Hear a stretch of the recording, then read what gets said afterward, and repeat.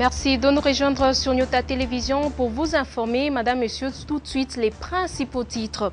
L'honorable Moïse Katumbi Chapwe s'est impliqué personnellement pour que les habitants du quartier Gambela aient la lumière en temps réel, eux qui ont passé plusieurs semaines dans le noir, tout en étant desservis en électricité par les transformateurs Congo Motors. Et dans cette édition du journal, nous irons dans le nord Katanga, à 850 km de Lubumbashi, où Maurice Mazel nous fera une carte postale sur les territoires des Manono. Une fois de plus, bonsoir. Ce journal est interprété pour vous en langage de sourd-muet par Rigen Kanyemba. Après plusieurs semaines passées dans le noir, les habitants du quartier Gambela, desservis en électricité par les transformateurs Congo Motors, viennent enfin de retrouver la lumière, et cela grâce à l'implication personnelle du gouverneur de la province du Katanga, Moïse Katumbi Chapwe, Nono Lando et Stéphane Chisso.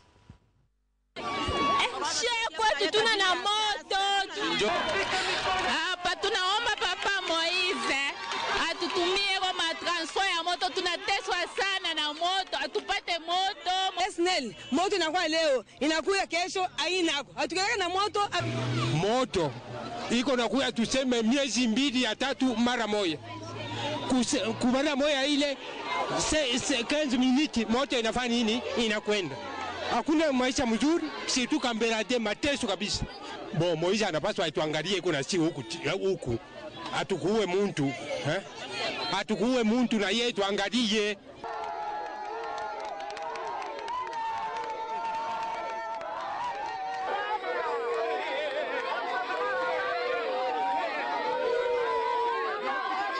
C'est l'épilogue d'une traversée du désert dans le noir absolu pendant d'interminables semaines pour les habitants du quartier Gambela qui ont vu s'exiler de leur réfrigérateur des denrées alimentaires cédant à la putréfaction due à l'absence du courant.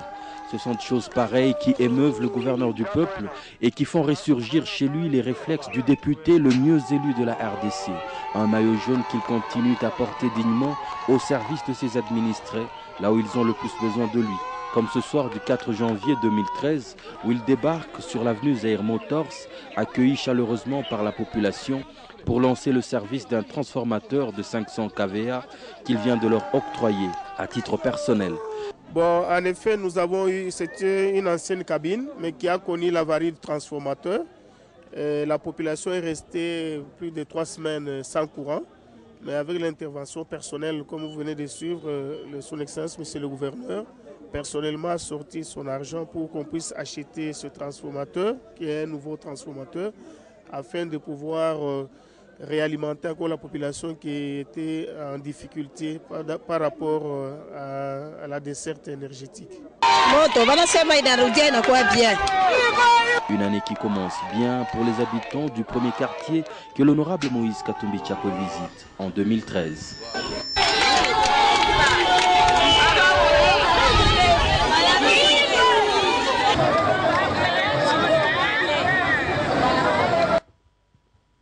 Et la salle Jules Rick House a servi de cadre pour les lancements officiels du service Tigo Cash, une opération qui consiste à envoyer et à recevoir de l'argent via son téléphone portable, et cela à l'aide de la SIM Tigo. C'était en présence de plusieurs invités et personnalités de l'entreprise Tigo.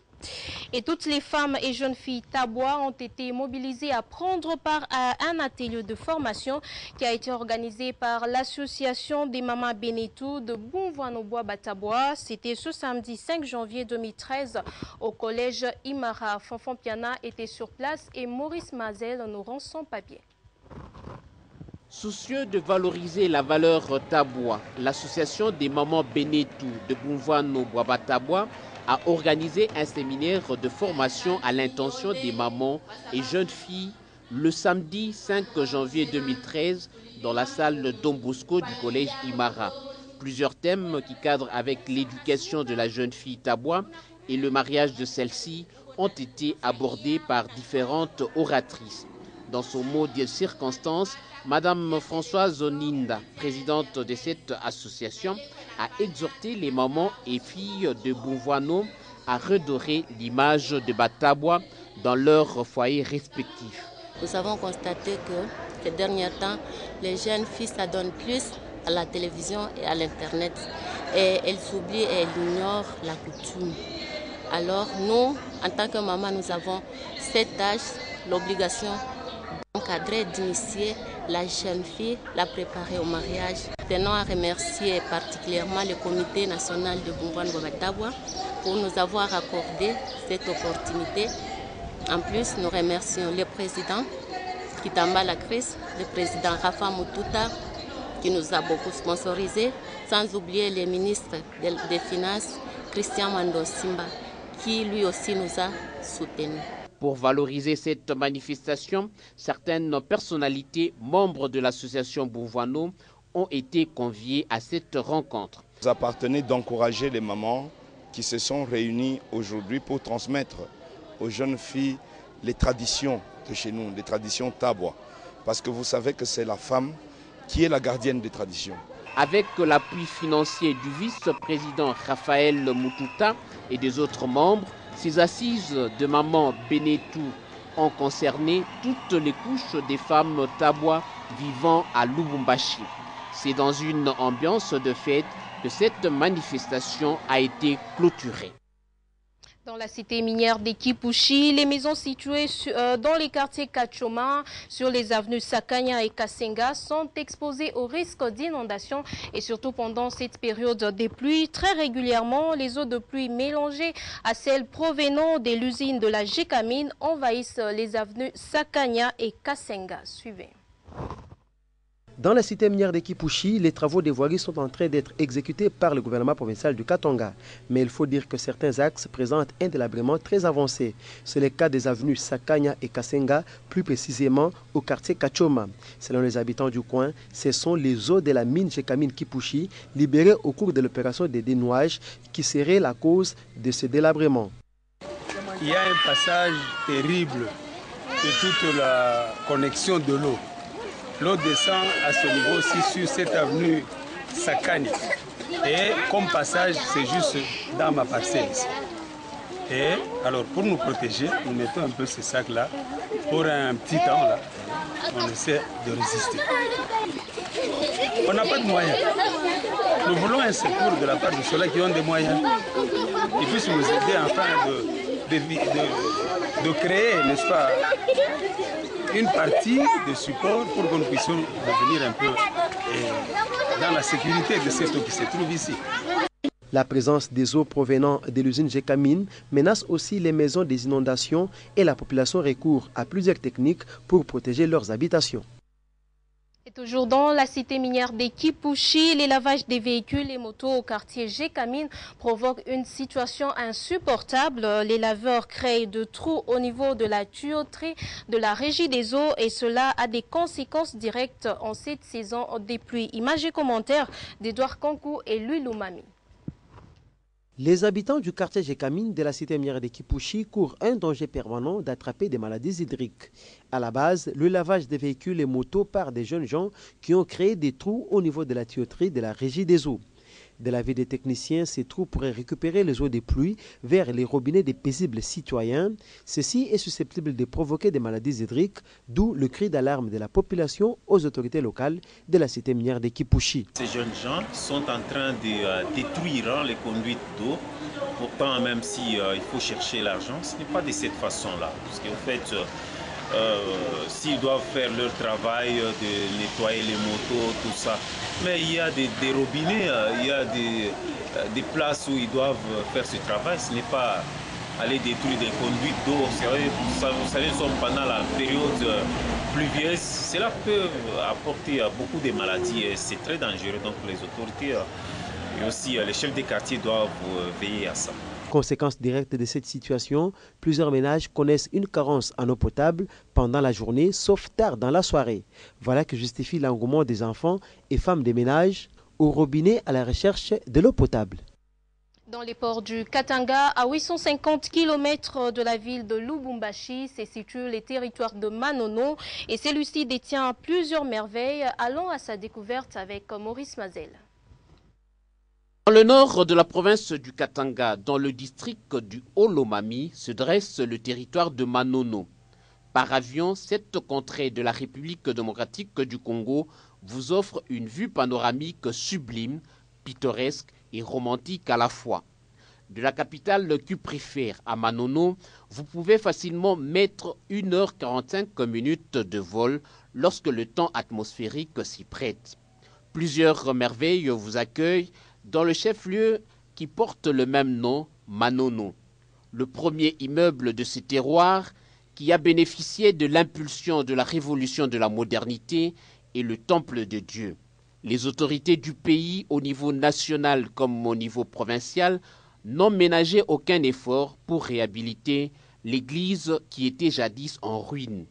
Au-delà de la foi, depuis que cette cathédrale s'est revêtue de sa plus belle robe, le site est devenu touristique. Les habitants de Manono utilisent, en dehors des véhicules bien sûr, beaucoup plus la moto. Le choix de la moto s'explique parce qu'elle permet d'accéder même dans le coin et recoin reculé lorsque les routes sont difficiles à parcourir. Les habitants du district du Haut-Lomami s'adonnent également à l'agriculture. C'est une contrée urbano-rurale. Néanmoins, quelques personnes pratiquent déjà l'exploitation artisanale. L'entreprise minière qui exploite l'étain et la cassitérite ambitionne placer le social de Manono à son actif. Quelques artères ont été éclairées. Malheureusement, des inciviques emportent le patrimoine public. De Lubumbashi au territoire de Manono, lorsque vous effectuez le voyage par route, il vous faut garder votre mal en patience. Autrement dit, il vous faut parcourir environ 850 km. Vu l'état actuel des routes, 2 jours suffisent pour atteindre le chef-lieu Manono. Avant de clore cette édition du journal, la Ligue du cyclisme du Katanga a organisé ce vendredi 4 janvier 2013 les championnats provinciaux du cyclisme, exercice 2012. Une vingtaine de coureurs venus des différentes ententes des cyclismes ont pris part à cette grande course du 4 janvier qui a été remportée par Christian Ndjandja, Edouard Konkou et Michel Olela. La ville de Lubumbashi a vibré au rythme de la traditionnelle course du 4 janvier. Il s'agit de la clôture du championnat provincial du cyclisme exercice 2012. Les coureurs venus des ententes du Haut-Katanga, Kolwezi, Likasi et Lubumbashi ont pris part à cette course sponsorisée par la Brassimba. Au départ, dans le grand tour, les coureurs ont parcouru 40 km en sillonnant beaucoup d'artères de différentes communes de Lubumbashi. Araucaria prolongé, de l'église, du golfe jusqu'à Machipicha. Dans les circuits fermés long des 65 km, les coureurs ont fait 10 tours et c'est Christian Ndjandja qui a franchi la ligne d'arrivée le premier. Alain Anda, qui venait d'être sacré vice-champion du Congo, a obtenu la 3e place et il justifie cette contre-performance par 2 crevaisons qu'il a connues. Côté organisation, China na reproche à reprocher 100% réussite. Je profite de l'occasion pour remercier les sponsors. En tout cas, Brasserie, je m'pigia merci sana au fond du cœur. Je la première course que j'ai remportée en 1993, il was sponsorisé par la Brassimba. Léo en 2013, ça fait au moins 20 ans que nous avons ma course à Brassimba. En tout cas, je remercie les sponsors, je remercie l'organisateur de la Ligue. Je remercie son excellence, monsieur le gouverneur. Jui Varez, je kimbia na ile nkinga mimi nakimbia nayo ni don yake. En tout cas, mimi nampigia merci sana.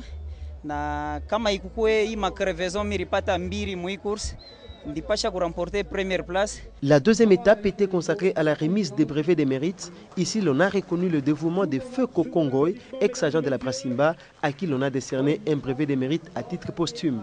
Je dirais merci au nom de notre administrateur délégué général, M. Emmanuel Detaï, qui malheureusement n'est pas sur place. Vous souhaitez à tous, vous, la population du Katanga, une bonne année 2013. Continuez à soutenir Brassimba. La seule façon de continuer à soutenir Brassimba, c'est de continuer à consommer Brassimba. Ceux qui consomment Brassimba, dans notre jargon, on les appelle les Brassimbeurs. Donc on est Brassimbeurs et on mérite Brassimbeurs. Christian Ndjandja, sacré champion de cette course, a reçu son prix sous les applaudissements de l'assistance. Suivi de Maël Malaise 2e, Alain Anda 3e, Jimmy Kikonto 4e et Nissim Sidis 5e. Tous les autres coureurs ont été aussi primés par la Brassimba. Et toujours en sport, Mazembe a joué contre Don Bosco en match amical. 5-0 étaient les scores finaux en faveur de Don Bosco. Orphée David Kininga.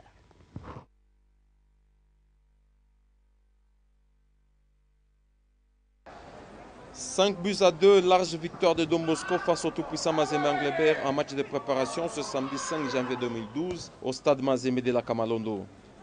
Les Salésiens ont eu le monopole du ballon dès le coup d'envoi. Ils confirmeront leur domination en ouvrant le score avant le quart d'heure de jeu.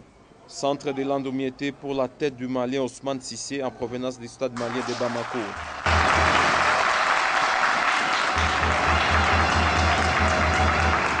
Quelques minutes plus tard, c'est une autre nouvelle recrue qui s'illustre. Le Zambien Jackson Sunzu est obligé de s'y prendre en 2 temps pour battre le gardien Robert Kidiaba.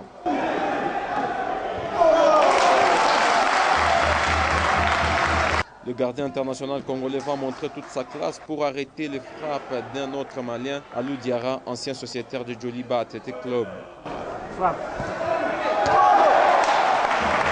C'est dans les dernières minutes de la première période que Don Bosco marquera son 3e but. Mietelandou joue en 1-2 avec le Camerounais Nassiri avant d'aller marquer. «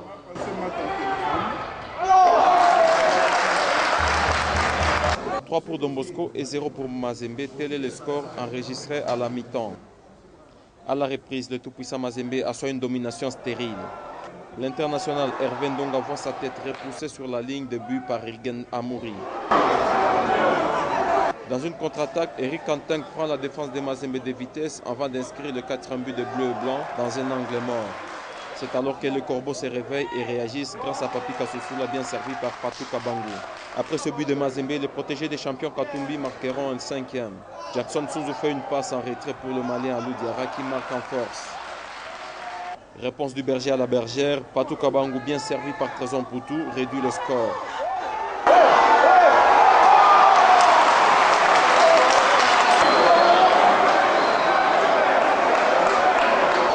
« 5-2 score final. Ce match a permis à Don Bosco de préparer la prochaine campagne africaine en testant les nouvelles recrues.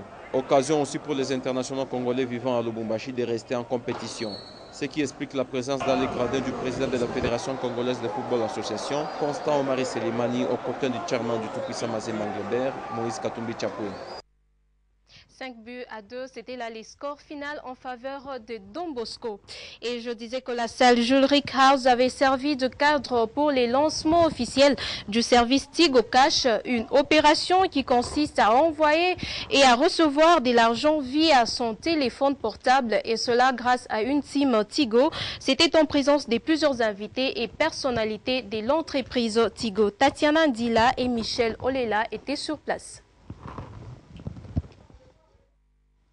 Je disais que la salle Jules Rick House a servi de cadre pour les lancements du service Tigo Cash, une opération qui consiste à envoyer et à recevoir de l'argent via son téléphone portable, et cela à l'aide d'une SIM Tigo. C'était en présence de plusieurs invités et personnalités de l'entreprise Tigo. Tatiana Ndila et Michel Olela étaient sur place. Ils étaient nombreux vêtus aux couleurs de Tigo pour le lancement des services Tigo Cash ce samedi 5 janvier 2013 dans la salle de fête Jules Rick House de Lubumbashi. C'est après quelques exhibitions de pas de danse et quelques chants et les mots du financier territorial que l'équipe de Tigo au Katanga a été présentée avec à sa tête M. Gonzalo Romero. Un sketch est présenté, question d'inciter la population à se procurer la SIM Tigo, une SIM pouvant permettre l'opérationnalisation des transactions monétaires via son téléphone portable. Ensuite, M. Guy Michel est passé à la présentation des produits avec les types d'avantages y afférents. Et par la suite, il va énumérer les différentes étapes pour avoir accès au service Tigo Cash. Enfin, le matériel ont été présentés et distribués à ceux qui ont signé un contrat avec Tigo Cash. M. Josué Kabea n'a pas manqué de délier sa langue. Le Tigo Cash, c'est un service qui permet aux abonnés d'effectuer les transactions financières via leur téléphone. C'est-à-dire qu'ils peuvent envoyer de l'argent, ils peuvent recevoir de l'argent.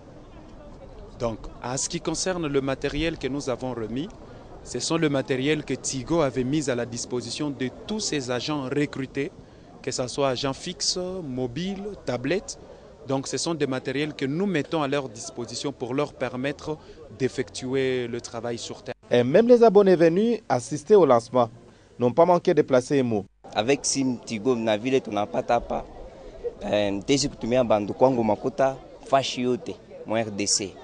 Niko na furaha sana olieke niende ku agence nichunge bantu ba mingi hapa na Tigo Cash tezi kutuma makuta ngo sans problème et à recevoir paka leo sans problème.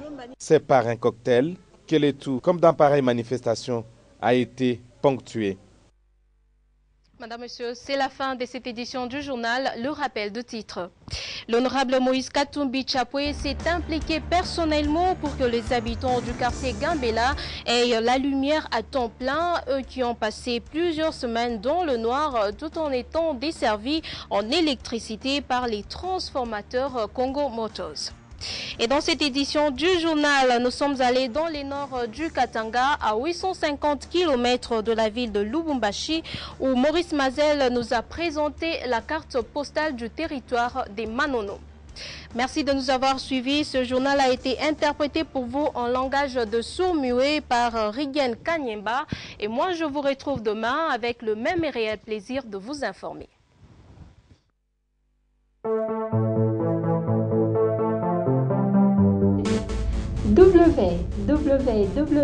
www.nyota.net, le Katanga vers le monde. Nyota.net, une autre face d'information. Nyota.net, une autre source d'information en ligne.